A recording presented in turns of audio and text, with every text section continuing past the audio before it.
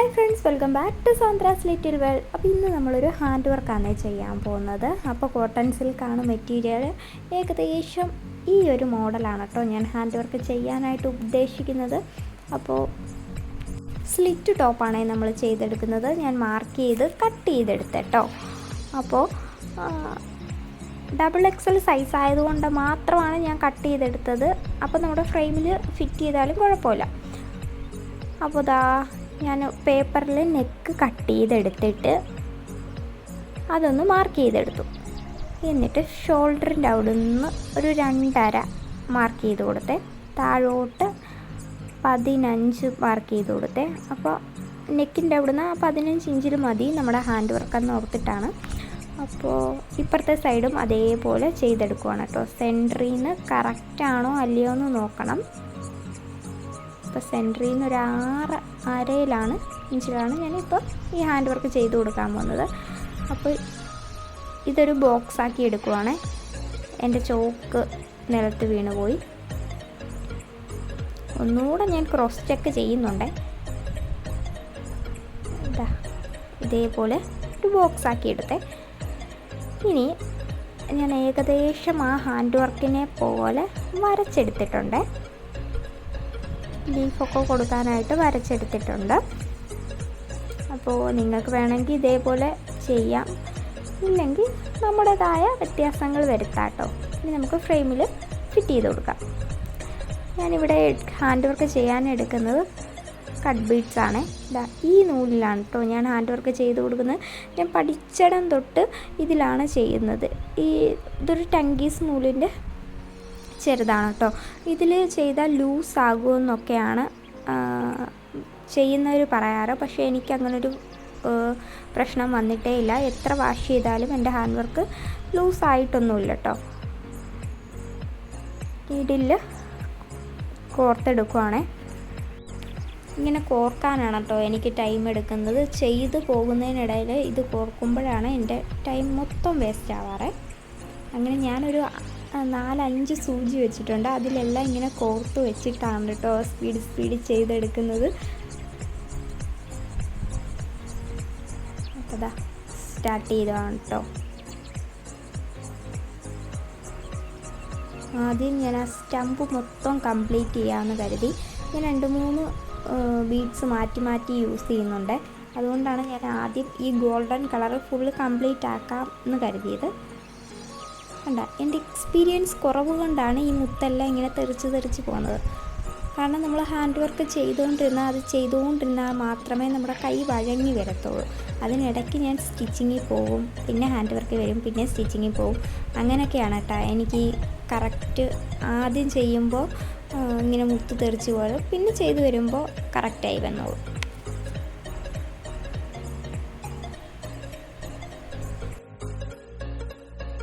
വീഡിയോയിൽ ഞാൻ ചെയ്യുന്നത് ഫാസ്റ്റായിട്ട് തോന്നും, പക്ഷേ യഥാർത്ഥത്തിൽ ഞാൻ വളരെ സ്ലോ ആയിട്ടാണ് ചെയ്യുന്നത്. ചെയ്ത് വരുമ്പോൾ അത് കറക്റ്റായി വരും. ആദ്യമൊക്കെ ഭയങ്കര പാടായിരുന്നു.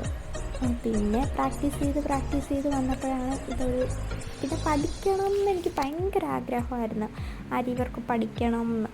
ആ ഒരു ആഗ്രഹത്തിൻ്റെ പുറത്ത് ഞാനങ്ങ് പഠിച്ചതാണ്. ഇപ്പോൾ ഏത് ഡിസൈൻ കണ്ടിട്ട് ചെയ്തില്ലെങ്കിൽ ഒരു മനസ്സമാധാനക്കേടാണ്. ആ അവസ്ഥയിലെത്തി നിൽക്കുവാണ് ഞാനിത് പഠിച്ചിട്ട്. പക്ഷേ ഇത് ചെയ്യുമ്പോൾ എനിക്കൊരു പ്രത്യേക മനസ്സുഖം, അത്രയേ ഉള്ളൂ. ഇത് കട്ട് ബീഡ്സ് ആണ് കേട്ടോ. ഇതിൽ ഓരോ കട്ട് ബീഡിനും ഓരോ സ്റ്റിച്ചാണ് നമ്മൾ സ്റ്റിച്ച് ചെയ്ത് വരുന്നത്. അതാണ് കേട്ടോ ഈ ഹാൻഡ് വർക്കിന് ഇത്രയും ടൈം എടുക്കുന്നത്. ഇതിപ്പോൾ കഴിഞ്ഞു കേട്ടോ. ഇനി ഞാൻ ബ്ലാക്ക് റെയിൻബോ ബീഡ് വെച്ചിട്ടാണ് ലീഫ് ചെയ്ത് കൊടുക്കുന്നത്. ഞാൻ ഗോൾഡൻ തന്നെ മൊത്തം കൊടുക്കാതിരുന്നത് ഒരു വെറൈറ്റി ആയിക്കോട്ടെ, എല്ലാം ഗോൾഡൻ കൊടുത്താൽ എങ്ങനെയാണെന്ന് കരുതിയിട്ടാണ് കേട്ടോ. എന്തെങ്കിലുമൊക്കെ വെറൈറ്റി വേണ്ടേന്ന് കരുതിയിട്ടാണ്. പൊതുവേ എല്ലാവരും പറയുന്നത് ഹാൻഡ് വർക്ക് എക്സ്പെൻസീവ് ആണെന്നാണ്. എക്സ്പെൻസീവ് ആവാനുള്ള കാരണം ഓരോ മുത്തിനും ഓരോ സ്റ്റിച്ചാണ് കേട്ടോ. അതാണ് ഈ ഹാൻഡ് വർക്ക് അധികം ടൈം എടുത്തു പോകുന്നതും. അതുകൊണ്ട് തന്നെ ഹാൻഡിൽ വിത്ത് കെയർ ആണ്. നമ്മൾ സൂക്ഷിക്കുന്ന പോലെ ഇരിക്കും നമ്മുടെ ഹാൻഡ് വർക്ക് മെറ്റീരിയലിൻ്റെ ലൈഫ് എന്ന് പറയുന്നത്.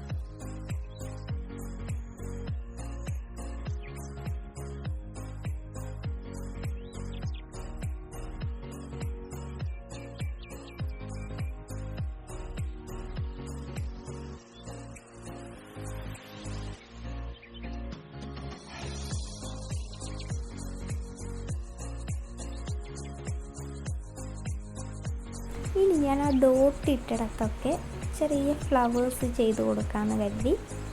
അങ്ങനെ 2 mm റൗണ്ട് ബീഡും പിന്നെ നമ്മുടെ ഷുഗർ ബീഡ്സും എടുത്തിട്ടുണ്ട് കേട്ടോ.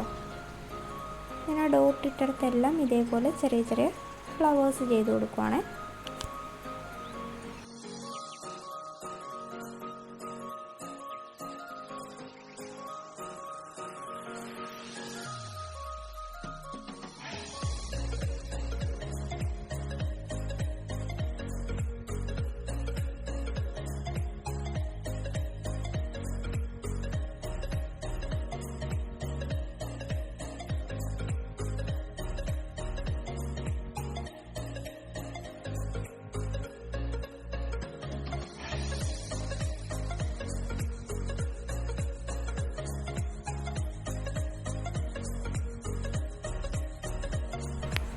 അങ്ങനെ ഓൾമോസ്റ്റ് നമ്മുടെ ഹാൻഡ് വർക്ക് കംപ്ലീറ്റ് ആവാറായി.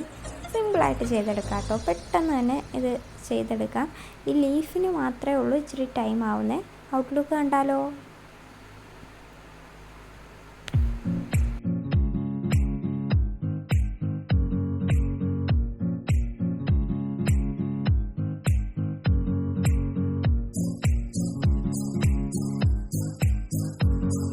അപ്പോൾ അടുത്ത വീഡിയോയുമായി കാണുന്നിടം വരെ ബൈ.